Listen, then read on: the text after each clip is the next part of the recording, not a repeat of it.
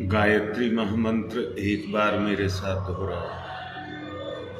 ओम भूर्भुवः स्वः तत्सवितुर्वरेण्यं भर्गो देवस्य धीमहि धियो यो नः प्रचोदयात्।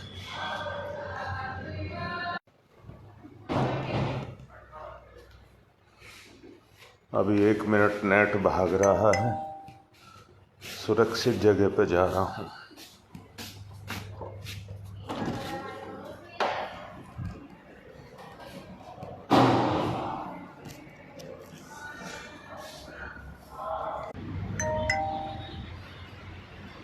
अब मैं बाहर आ गया रोड पर।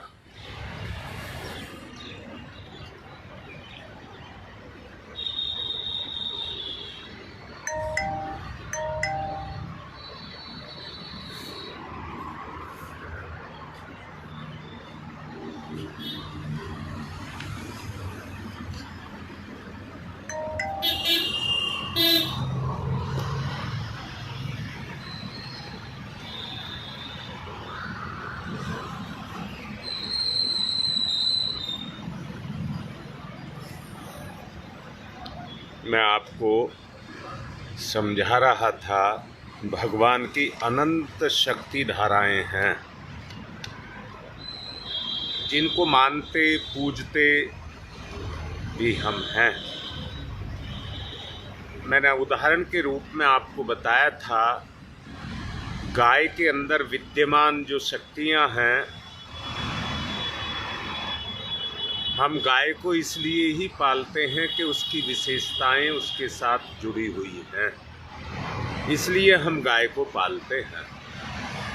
ईश्वर की ऐसी और भी अदृश्य शक्तियां हैं जो योग शास्त्र और अध्यात्म विद्या, योग शास्त्र और अध्यात्म विद्या के आचार्यों ने जिनको सूक्ष्म दृष्टि से देखा और देख करके ये बताया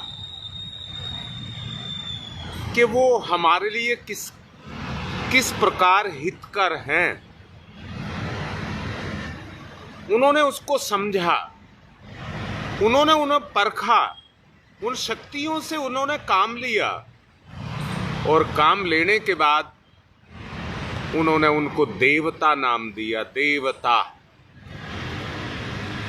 जो हमारी विभिन्न तरह से सेवा और सहायता करती हैं, वो शक्तियां देवता की श्रेणी में आती हैं। ईश्वर की धन की शक्ति को लक्ष्मी कहते हैं, बुद्धि की शक्ति को सरस्वती कहते हैं और दमन की शक्ति को दुर्गा कहते हैं। उत्पादन की शक्ति को ब्रह्मा कहते हैं, सृजन की शक्ति को विष्णु कहते हैं और मिटाने की यानी कि संहार की शक्ति को हम शिव कहते हैं। बल की शक्ति को हनुमान कहते हैं, विवेक की शक्ति को गणेश कहते हैं। आदि आदि बहुत सारी शक्तियां हैं जिनसे आप संसार में रहते हुए उस लाभ को उठाते हैं।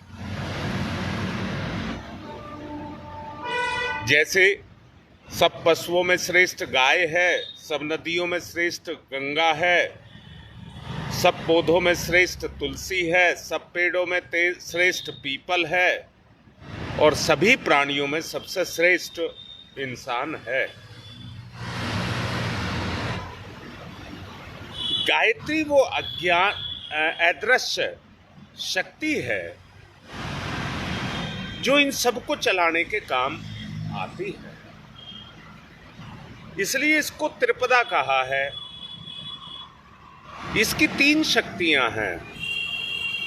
उन शक्तियों को हम पहली शक्ति को ह्रीम के नाम से जानते हैं। ह्रीम अर्थात ज्ञान, बुद्धि, विवेक, प्रेम, संयम, सदाचार, ये ह्रीम शक्ति के अंदर आते हैं। दूसरी शक्ति है श्रीम, धन, वैभव, पद, प्रतिष्ठा, भोग, ऐश्वर्य, ये सारे उसके अंदर आते हैं। तीसरी शक्ति है क्लीम, जो दमन करती है, अर्थात जो हमारा स्वास्थ्य बल, हमारा साहस बल, हमारा पराक्रम बल, उनको जागृत करता है। ये 3 शक्तियां हैं जिसकी विभिन्न शक्ति धाराएं हैं जो इस संसार में काम करती हैं। एक बात मैं कहूँगा, हमारे ऋषियों ने अपनी साधनाओं के द्वारा नित्य नैमित्तिक जीवन में उनका कैसे प्रयोग किया जाए, कैसे हम अपने आप को, अपनी शक्ति को परिपुष्ट और तेज में बना पाएं, जो हमारे शरीर की भी रक्षा करें, हमारी बुद्धि की भी रक्षा करें और हमारा आत्म कल्याण भी करें। इन क्रियाओं के माध्यम से हम अपनी शक्तियों को परिपुष्ट बनाते हैं। शरीर परिपुष्ट हो, सबल हो, स्वस्थ हो, सक्षम हो, तो उसको आप समझते होंगे। जरा सच को देखना, मैंने ये सब बातें कही हैं, ये शरीर के संबंध में कही हैं। आप देखें ना, शत्रुओं को पछाड़ना हो, कड़ी मेहनत करके कमाना हो, दीर्घजीवी जीना हो, तो इसके लिए शरीर के स्वास्थ्य की आवश्यकता पड़ती है। दूसरी चीज आती है हमारी मानसिक शक्तियां।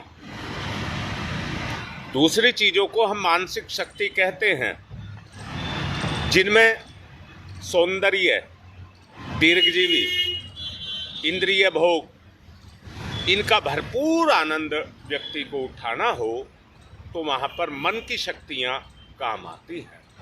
दोबारा से कहूँगा, सारी की सारी इंद्रियाँ जितनी भी हैं वो मन को उन सुखों को देने के लिए हैं जिसमें मन प्रफुल्लित रह सके, अपने अंदर प्रेम को जगा सके, उसका लगाव हो। ये चीज़ें मन के द्वारा पैदा की जाती हैं। तीसरी शक्ति जो हमारे अंदर है, यहाँ मैं एक बात कहूँगा, मैंने बताया भी था कल, जो प्रश्न था ललिता का, मैंने उसके माध्यम से आपको बताया था, संसार के जितने भी सुख हैं वो 1/4 शरीर के और 3/4 मन के होते हैं। उसके परिणाम भी अगर वो गलत हैं तो उसके परिणाम भी इसी अनुपात में हमको उठाने पड़ते हैं। शरीर को रोग के रूप में बुखार हो गया, खांसी हो गई, चेचक निकल आई, या कोई इस तरह की दूसरी एलर्जियां हो गई, सोराइसिस हो गया, ये शारीरिक बीमारियां हैं। परंतु देखिए ना, आप एक बात को देखेंगे, शरीर स्वस्थ है तो कैसा होता है, बीमारियों का पता नहीं लगता है, पर जब बीमार हो जाता है तो आदमी की सारी शक्ति को तोड़ करके, शारीरिक शक्ति को तोड़ करके रख देता है। इसी तरह से अगर बीमार हो जाता है मन, तो मन के बीमार हो जाने के कारण कलह, कष्ट और रोज रोज के झंझट जो उसकी जान को पैदा हो जाते हैं, वो उसके लिए हो जाते हैं। मैं फिर से कह रहा हूँ, अगर मन की शक्ति ठीक से काम करे तो जितने हमारे संबंध हैं, स्त्री, पुत्र, मित्र, धन, यश, पद, प्रतिष्ठा, मान, सम्मान, ये सब किसके कारण हैं? ये सब मन के कारण होते हैं। इसलिए अगर ये सब हमको पाना है तो उसके लिए मन को अच्छा करना पड़ेगा। परंतु इसके विपरीत जाइए, अगर मन के अंदर स्वार्थ पैदा हो जाए तो होता क्या है, इसी के कारण शोक, वियोग, हानि, भय, चिंता, तृष्णा, अपमान, पराजय, असफलता, वासना, भोगविलास, ये सब इसी के कारण पैदा होते हैं। मेरा मतलब है आपको उस बात को समझाने का कि हम ठीक से ये समझ सकें, शरीर और मन दोनों कैसे हमारे लिए हितकर हों और कैसे ये हमारे लिए अहितकर होते हैं, हम इस बात को समझ जाएं। हाँ बेटा, पवन ठीक कह रहा है। अगर शरीर साथ ना दे तो मन ऊंची उड़ान रुक जाती है। अब मेरा मतलब है बेटा, मैं एक बात कहना चाहूंगा। मैं ये कहना चाहूंगा, अब मैं कुछ नहीं, आप बोलेंगे, आप लिखेंगे, मैं आपसे कह रहा हूं, आप बोलेंगे और आप लिखेंगे। मैं सबसे पहले पूछ रहा हूं, शरीर की बीमारियां क्या क्या हैं? सब लिखो, सब लिखो। शरीर को कौन कौन से दुख पैदा होते हैं, रोग कहिए उनको, रोग, सब लिखो, सब लिखो। उसके दो भेद करने हैं, एक शरीर के कारण और दूसरा मन के कारण।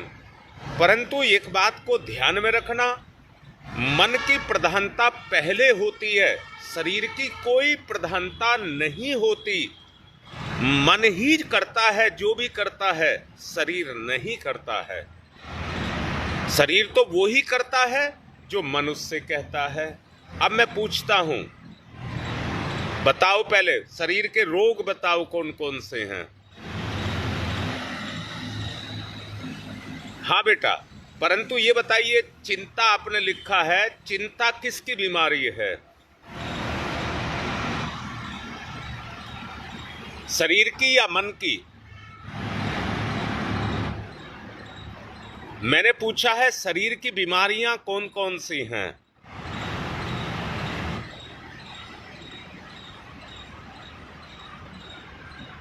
बेटा मैं चाहता हूं कि अब मैं ना बताऊं, तुम बताओ। हाँ बेटा, बीपी, शुगर, चर्म रोग, और बताओ।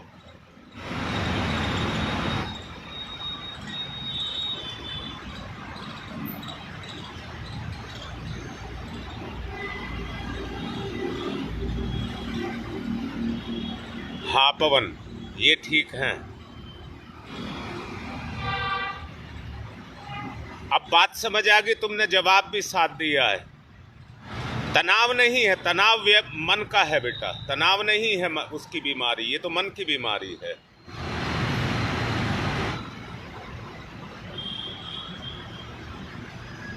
नहीं, मैं ही बता रहा हूं, मैंने अभी तुमसे बताया भी था। शरीर को बुखार आ गया, खांसी आ गई, या बीपी बढ़ गया, या और कोई इस तरह की जो बीमारियां हैं, वो शरीर की बीमारी हैं।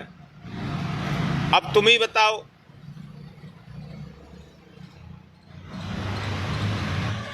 बेटा मन की बात अभी नहीं कर रहे हैं, अभी तन की बात कर रहे हैं, तन को जो बीमारी लगती हैं। अभी तुमने जो बीमारियां लिखी, अब ये लिखो उनको दूर कैसे किया जाए।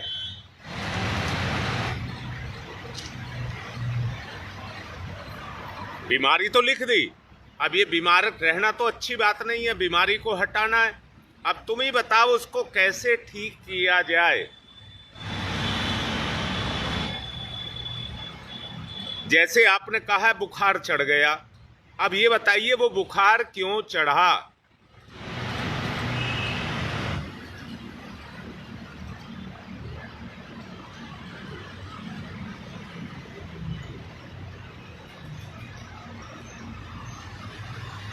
नहीं ललिता, मैंने शरीर की बीमारियां कह रहा हूं।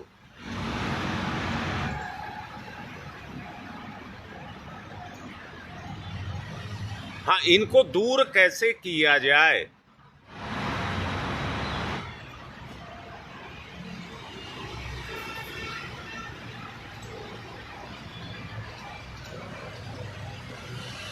दवाई से?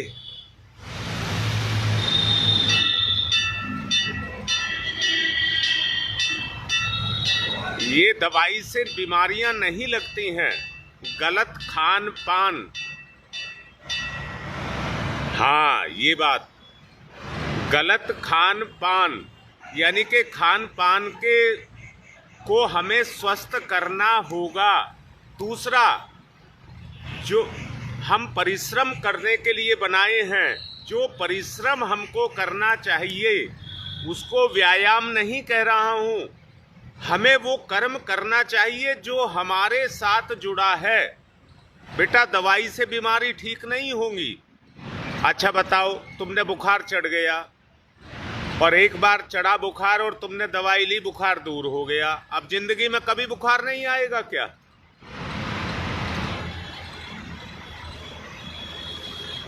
ये पवन ठीक लिख रहा है।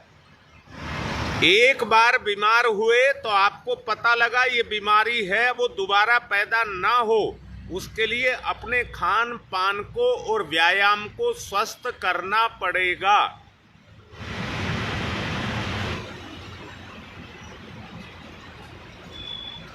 शारीरिक बीमारी के लिए शरीर को शरीर के द्वारा ही, खान पान और व्यायाम के द्वारा ही ठीक किया जाता है।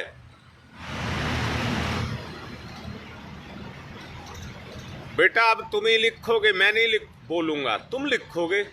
तुम लिखोगे तो सबको पता लगेगा क्या क्या है अंदर अपने छुपा हुआ। अब मैं पूछ रहा हूं, दूसरी बीमारियां हैं मन की बीमारी। मन की बीमारी कैसे लगी और कौन सी है?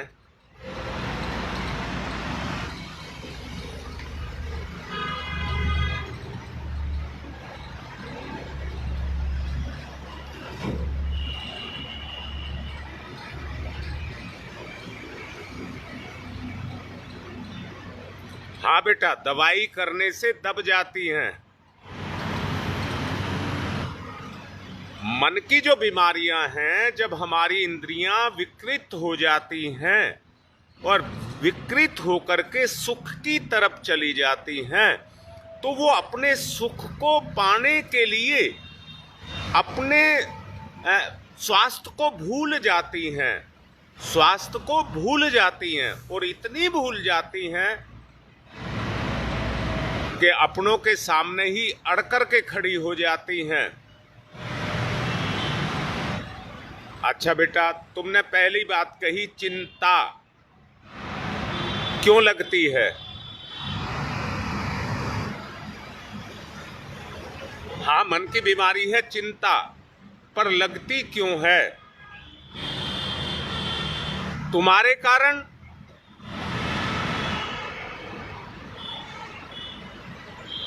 सोचो, तुम्हें चिंता लग गई, पर तुम्हारे कारण लगी या उसका कारण कोई और है?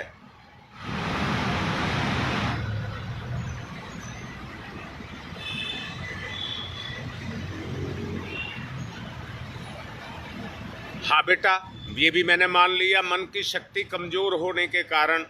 अब मैं अभी लिखा था सविता ने कि चिंता एक बीमारी है, मैं भी कह रहा हूं, पर मानसिक बीमारी है, ये भी बात ठीक है, पर वो लगती कैसे है?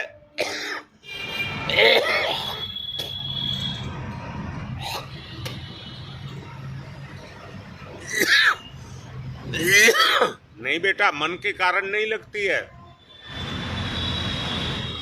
जब अपने अपने काम को पूरा ना करें, जब अपने ही अपने काम को पूरा ना करें तो चिंता लग जाती है।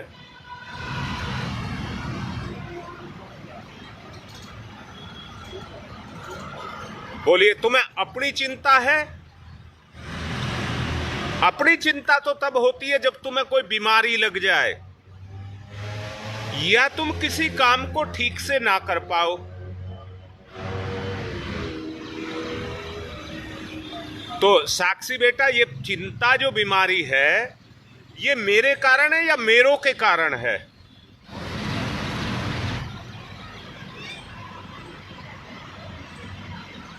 हाँ, यही बात है, मन संतुलित तो रहेगा ही नहीं। अब इस बीमारी को कैसे भगाया जाए?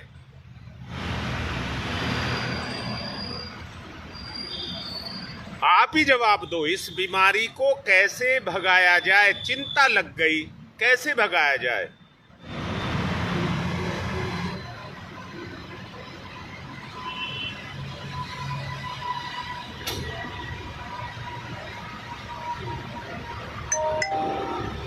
ये चिंता जो लगती है वो मोह के कारण लगती है। संसार का नियम है, जो जैसा करता है वैसा ही भरता है। अगर आप चिंता करते रहेंगे और उन कारणों को हटाते रहेंगे जिसके कारण आपको चिंता हुई है, तो वो सुधरने वाला कभी नहीं सुधरेगा। परंतु जब उसके ऊपर पड़ती रहेगी, अपने ऊपर पड़ती रहेगी, तब उसको अपना ये पता लगेगा जो तू कर रहा है उसको तुझे भोगना पड़ेगा। दरअसल में हम गलत का साथ देते हैं और गलत का साथ देने के कारण उसको और निकम्मा बना देते हैं।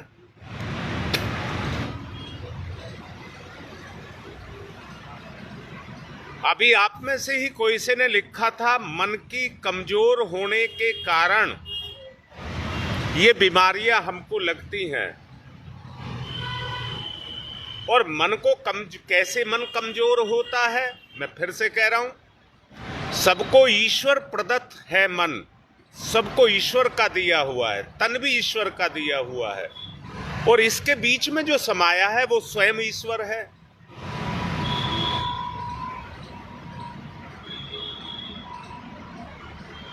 हाँ योगेश, साधना से ही संतुलन बनता है, पर ईमानदारी से बताओ, बात में तुम्हारी मान गया योगेश,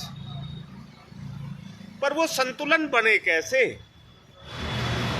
मैं नहीं जवाब दूंगा, आप लोग ही जवाब देंगे।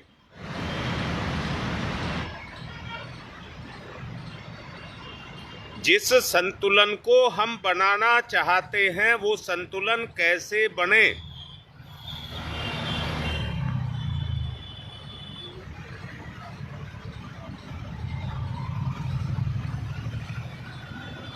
बात की प्रैक्टिकल बात पर आइए, प्रैक्टिकल बात पर आइए। हाँ ये भी ठीक है ललिता, मैं तो ये कह रहा हूं इसको, चिंता को कैसे दूर किया जाए। एक ही बीमारी बताइए ना, चिंता।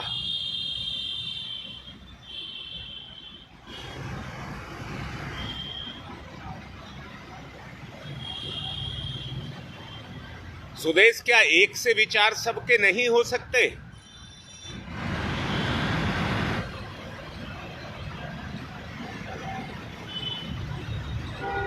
बताऊंगा मैं, तुम बताओ, क्या सबके विचार एक से नहीं हो सकते? या तो नहीं कहो या कहो हो सकते हैं।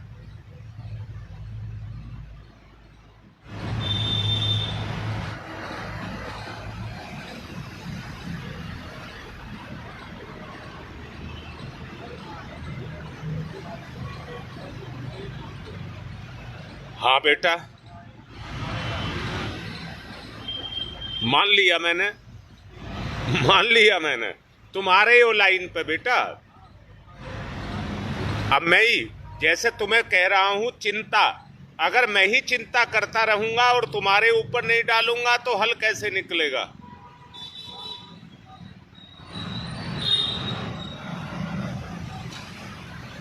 अब जो तुम लिख रहे हो व्यवहारिक है, व्यवहारिक। तुमने कहा विचार से एक हो सकते हैं, बेटा मन तो एक होते नहीं है, आत्मा एक होती है। ये तीन शक्तियां हैं जो अभी पवन लिख रहा था, शरीर, मन और आत्मा, ये तीन शक्तियां हैं।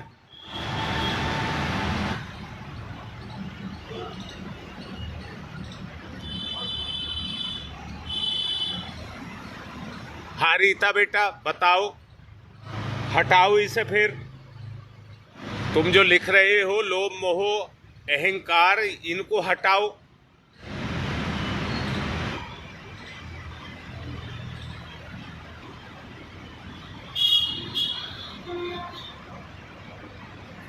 जी सरोज, ये ठीक लिखा है,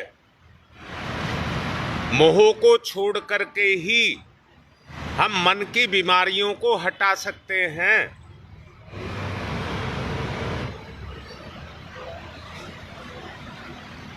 मोह को छोड़ करके ही हम मन की बीमारियों को हटा सकते हैं। अब हिम्मत ढूंढो, मन की बात कह रहा हूं, मन में कितनी ताकत है उसको ढूंढो कि ये बीमारी हट जाए।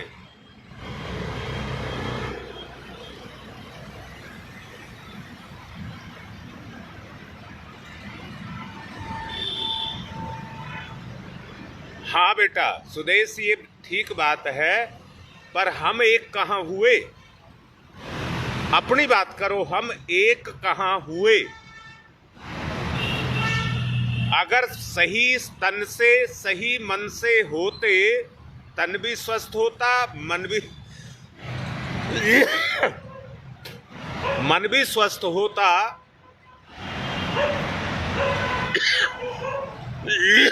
तो वो एक ही स्तर पर होता। आत्मा की शक्ति जब काम करती। अच्छा बेटा एक बात बताओ, हमें आग उठानी हो तो कैसे उठाएं? स्थूल वस्तुएं, अगर कोई चीज है, मुझे ये मेरे पास ईंट रखी है, मैंने इसे उठाना था, हाथ से उठा लिया।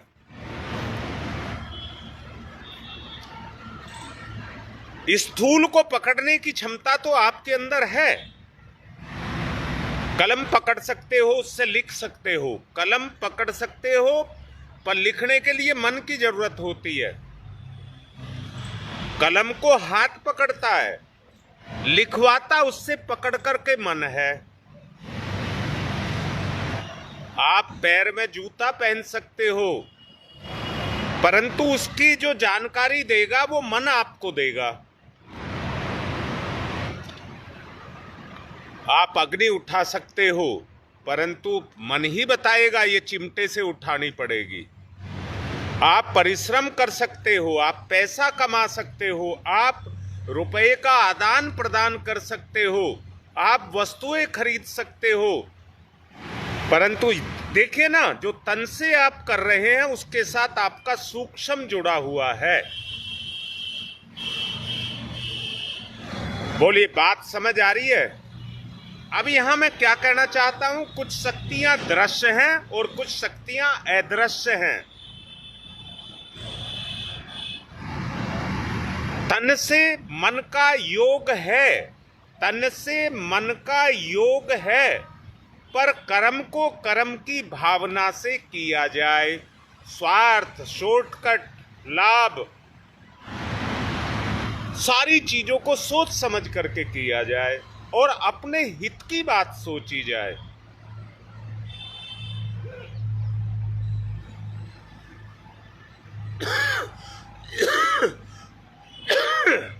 मैं पूछता हूं, ये जितनी बीमारी हैं ये आज ही पैदा हुई हैं? ये बिजली है, क्या ये आज ही पैदा हुई है? जितने आविष्कार हैं ये आज ही हुए हैं क्या? इसमें मन का और तन का सहयोग था, मन और तन का सहयोग था, उसी के आधार पर ये छुपे हुए थे और सामने आ गए। छुपी हुई शक्तियां मन के द्वारा और साकार शक्तियां तन के द्वारा क्रियाशील होती हैं।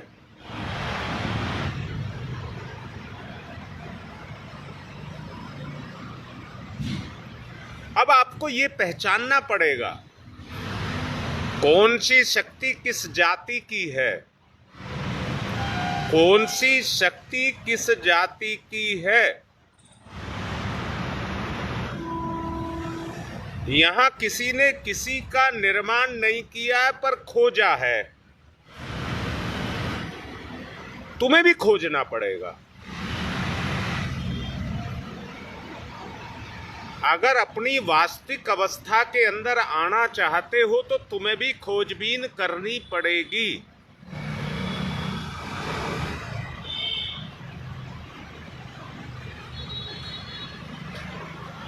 ललिता भय नाम की कोई चीज नहीं है। चिंता ही, जब मन कमजोर हो जाता तो चिंता ही भय बन जाती है।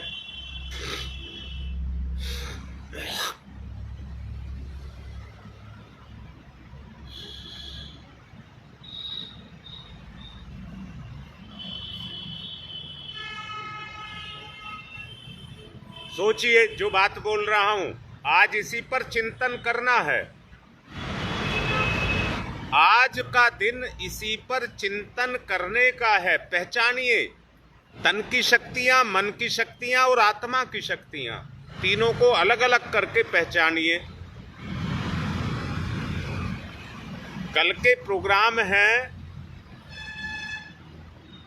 जो मैं आऊँगा, गंगा विहार और नेहरू विहार। जो रविवार के प्रोग्राम है, मैं बिजी होने के कारण उसमें प्रोग्राम वो हिंदू सम्मेलन में है मेरा, फिर से वहाँ मुझे बनाया हुआ है, उन्होंने मुख्य अतिथि, उसमें मैं जाऊँगा, इसलिए कल रखे हैं।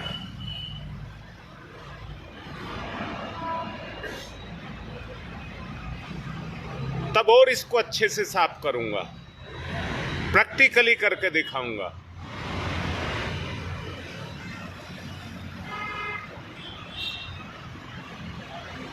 आज की बात को अभ्यास में लाना और करना। मेरे साथ चलिए। ओम भूर्भुवः स्वः तत्सवितुर्वरेण्यं भर्गो देवस्य धीमहि धियो यो नः प्रचोदयात्।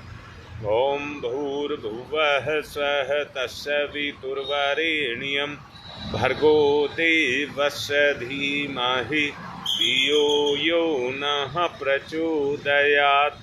ओम भूर्भुवः स्वः तत्सवितुर्वरेण्यं भर्गो देवस्य धीमहि धियो यो नः प्रचोदयात्। ओम भूर्भुवः स्वः तत्सवितुर्वरेण्यं भर्गो देवस्य धीमहि धियो यो नः प्रचोदयात्।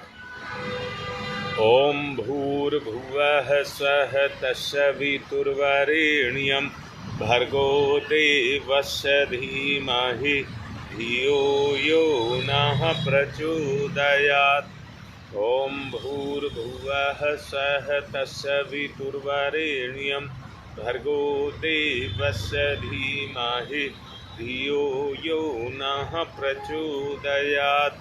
ओम भूर्भुवः स्वः तत्सवितुर्वरेण्यं भर्गो देवस्य धीमहि धियो यो नः प्रचोदयात्।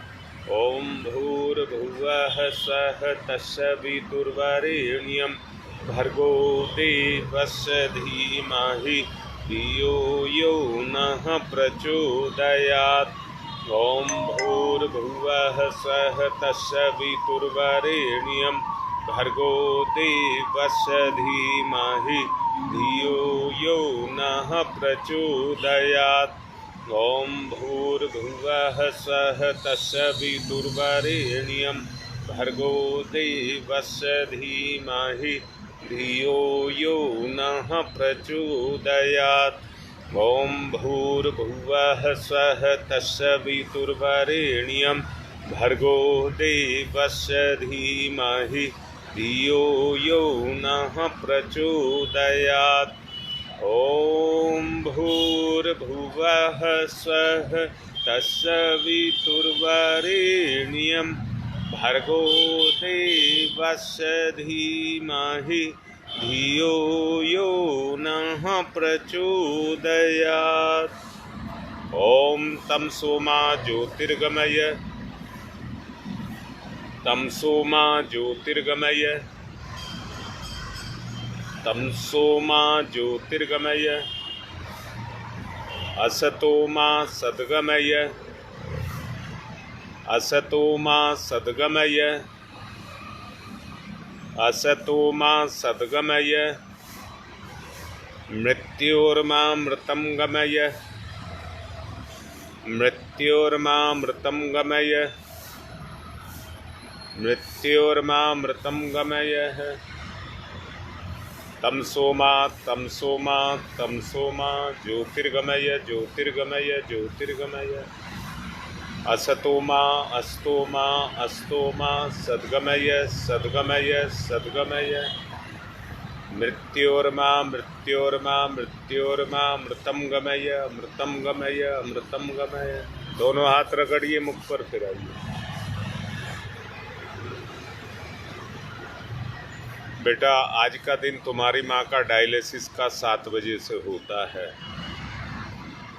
मैं 4-5-6 मिनट लेट हो गया, वो इसी चक्कर में लेट हो गया था। उनको पहले डायलिसिस पर लिटवाना होता है, उसकी वजह से हो गया, उसके लिए क्षमा प्रार्थी। आज की बात समाप्त।